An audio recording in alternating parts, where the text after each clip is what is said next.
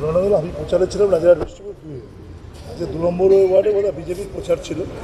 ওরা প্রচার করছে আমাদের এখানে, আমার এখানে আমাদের এই ছেলেরা বিজেপির ছেলেরা ব্ল্যাঙ্কেট ছেলেরা ওরা ছেলে বোধ হয় ও বাড়ি বাড়ি ফুড সাপ্লাই করে, ওকে ধরে ছেলেটিকে মারে বলে আগের দিন লেখার বিষয় বলে এমন করে বেরিয়েছে। এই খাওয়ার পর এলাকার সব ছেলেপুলেরা একদম মানে চলে আসে এবং তাৎক্ষণিকভাবে দেখুন একটা সবার মধ্যে প্রতিক্রিয়া হয়। ছেলেটি একটা সংখ্যালঘু মুসলিম ঘরের ছেলে আজ জুম্মাবার এইভাবে ব্যাপারটাকে একটা চলে আসে। তারপরে সবাই মিলে ব্যাপারটাকে করা হয়। খবর পাওয়ার পর আমরা প্রচার শেষ করে আমি আমাদের শহরের সভাপতি মাতৃ মণ্ডল, স্থানীয় কাউন্সিলর আগে থেকেই আছেন, সবাই চলে আসেন। তারপর আমরা সবথেকে যেটা আমাদের কাছে বাজে লেগেছে যে একজন নারায়ণপুরের একজন পুলিশ অফিসার সে দাঁড়িয়ে আছে, তার সামনে ঘটনা ঘটেছে, তার কোনো প্রতিক্রিয়া নেই ইত্যাদি নেই।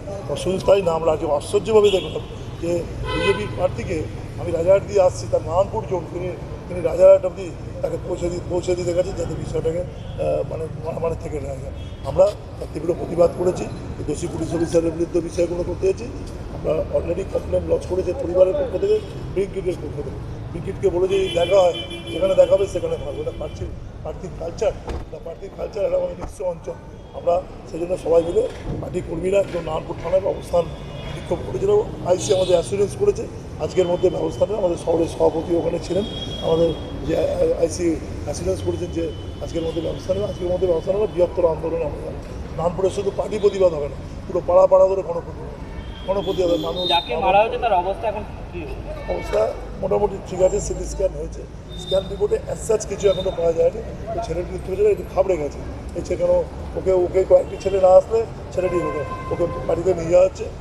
ওষুধ আমরা বাড়ির পক্ষ থেকে সমস্ত দেখা হচ্ছে, সমস্ত কিছু নিয়ে যাচ্ছে। দুস্থ ছেলে, দিন দিন খাওয়ার ছেলে, তাকে সমস্ত ব্যবস্থা করে এসেছিলো। আমি এসেছিলাম, আমাদের কাউন্সিলারও এসেছিলো আর সবাই মিলে হচ্ছে এই জায়গাটা এই হচ্ছে ঘটনাই আমাদের ব্যবস্থাপনা।